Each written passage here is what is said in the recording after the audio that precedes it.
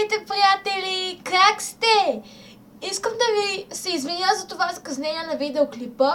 Всъщност днес наистина 25-ти, но клипът може би ще го кача, не знам кога, на 4 или 5. По-сигурно е на 4 да го кача, но ще го кача, затова го правя. Така, да започваме с клипа. Първото нещо, което получих за Коледа е ето това еленче. Заедно с ето тази блузка. Получих ги на 20, доколкото си спомня. Да, 20 май. После получих ето този дезодорант на Виолета. Той мирише на малина. На Ларайф, производителът е Ларайф, ето. Вижда се много ясно. После получих ето тази коледна чашка. Ето тук са селхички и такива неща.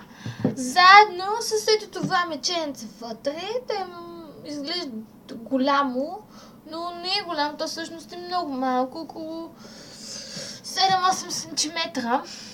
После от Германия пристигна ето тази чанта. Такива за лакове, нали се сещате. И вътре имаше ето тези два лака. Това не се серче за такива неща, за инструменти за ногтите. Ето, само че ногторезачката ето тук липсва.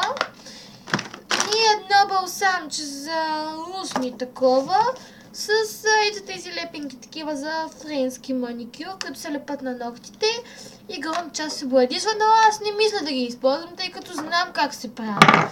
Заедно с тези неща пристигна ето тази много топла пижамка. Това е горнището. Ето това е долнището. Много топли наистина и е уникално мека. Ето също и тази шапка, но тя тук от България. Не от Германия, майка ми я подари. Ето. Освен тези неща си поръчах и просто Тини, книгата на Мартина, но ми писаха, че ще дойде на 28. Както ви казах, днес е 25, но клипа ще го кача някъде след Нова година.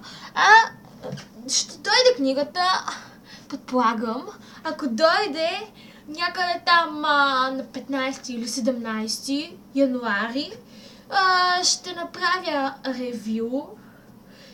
И след това ревю ми давайте идеи какви клипове да качвам, за да ви радвам.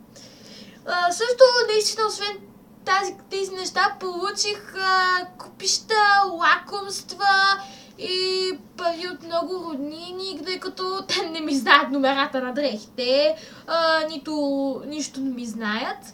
И ми дадох по-добре да си купа нещо и да.